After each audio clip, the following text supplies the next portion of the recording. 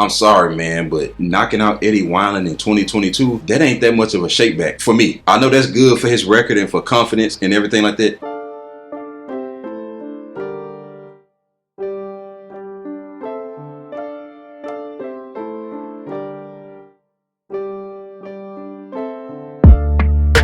First off, like this video and subscribe.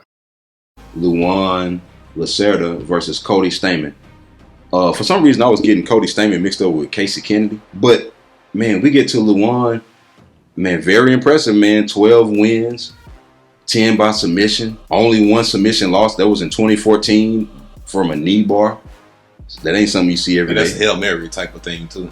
Right. He got a win over Allan Paiva by submission. But I know that was 2015. But that says a lot, man, because Allan been in the UFC. And, well, of course, he will get to the UFC and get 2 losses by stoppage, but Paiva is a tough guy though. He been in there with Kyler Phillips, a whole bunch of people, and it ain't like everybody just putting him away like that. So, but at the same time, this was early in their career, and then we get over here to Cody Stamann, and man, I noticed this. So he's good record, man. Actually, to say that he had really just lost 3 in a row, his record is still solid. He got 20 wins, 7 by KO, 2 by submission, and 11 by decision. That means he can wrestle you for 15 minutes and get a decision. But this is what I found interesting.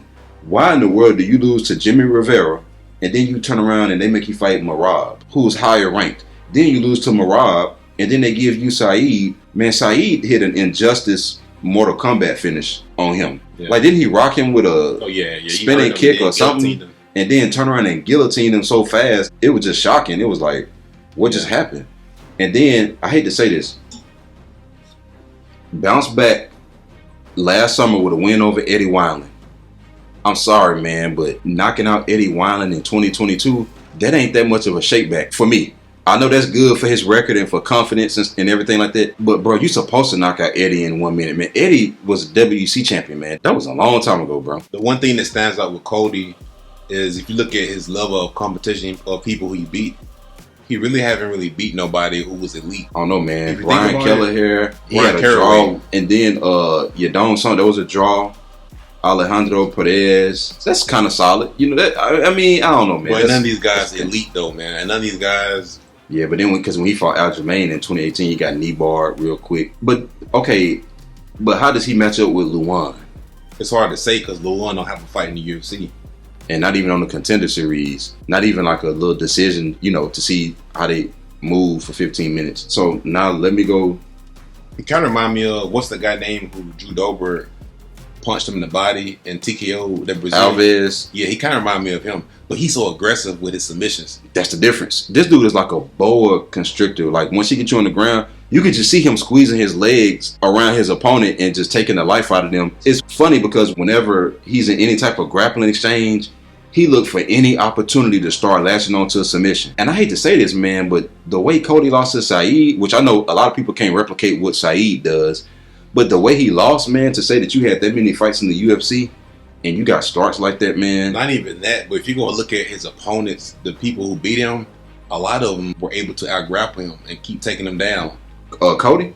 Yes, because I was like, I thought he was a wrestler, even though he is a wrestler. Too. But then I went and looked at UFCstats.com, and I was just looking at, hold on, a lot of these guys have really out-grappled him. He's been taken down multiple times by like some of his opponents who beat him, surprisingly. And I'm looking at the record, man, and Luan, he got some decent wins on his record, man. Like, hold on, Merab took him down 5 times. But we know how he fight. Jimmy Rivera took him down twice. We know how he fight, though, too. Let me see. Alessandro took him down. Wait, who? Alessandro Perez? Yeah. Oh, my goodness. I'm telling you, man, he's been taken down. Brian Caraway took him down. But that's Aljamain Sterling. They're all decent guys, but more so than what I thought was. I thought he was a solid wrestler with one of them 100% takedown defense. That's why I kept thinking that was Casey Kennedy. Oh. And then I'm like, well, wait a minute. Nah, this is 2 different people. But Cody more well-rounded. Like, he's good everywhere. He one of those type guys. But Casey more consistent with what he does. Yeah. Man, I'm sorry, man, but I kind of want to pick Cody in this fight, though. I just don't see you losing to somebody making the debut. He's the UFC veteran. He's the favorite, you know? So, I mean. That's what I'm saying. That's what I'm saying. I don't see him necessarily. I can see how he could lose, but I just, from a career standpoint, it would be very disappointing to have this many UFC fights against the level of competition. Bro, he been in there with the champion, Brian Caraway, Perez, Jimmy Rivera, who was undefeated at one point in time, supposed to be fighting for the belt and everything like that. Marab, who arguably is 1 or 2 fights away. Saeed, who probably will fight for a title. Eddie Wineland, who I know that fight don't age well, but Eddie was a former WC champion. But it's like, bro, if you go in there and get beat up by somebody who making their debut, man, I just don't know. I disagree with that because they all made their debut at some point. I'm picking Luan on this one.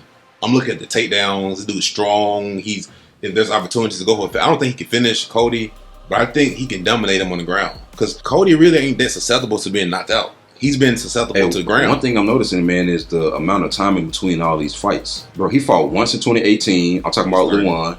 He didn't fight none in 2019. Fought once. I know this was COVID at this point, so I give him some slack. For 2022, he fought once. For 2021, he fought once. For 2022, he fought once. I'm like, what's going on with that? Like, is there a reason for that? Or I'm gonna tell you something, man. I watched a video on this dude. He trained at Nova União with Jose Aldo and them boys. He might run through Cody. I don't know, man. It's tough. I think, but I can see Cody running through him too, man. But I'm gonna tell you this. Standing up, bro, this dude got too much power. And I'm going to tell you something else. On the ground, he just too dangerous. That's going to be a cloud over Cody, man, the way he got starched up like that against Saeed. Because in these other fights, like you said, you got out-wrestled by these dudes. And they're not even aggressive with submissions. So just add the wrestling that you mentioned with this type of submission threat. He might get submitted, bro. Cody might get submitted, man. Yeah. I'm taking Luan. This is a low confident because he hasn't proven himself in the UFC.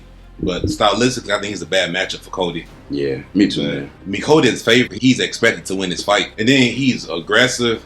And mentally, he's one of those guys who's trying to get the finish. And they in Brazil, so he's going to be hungry trying to get that W, man. I'm going to say this. If Cody didn't lose the way he did to Saeed, I might not be so harsh on him. But boy, that took me by surprise. When we watched that live, I just couldn't believe it. Maybe because I thought that was Casey Kenny. That might be the biggest reason I couldn't believe it.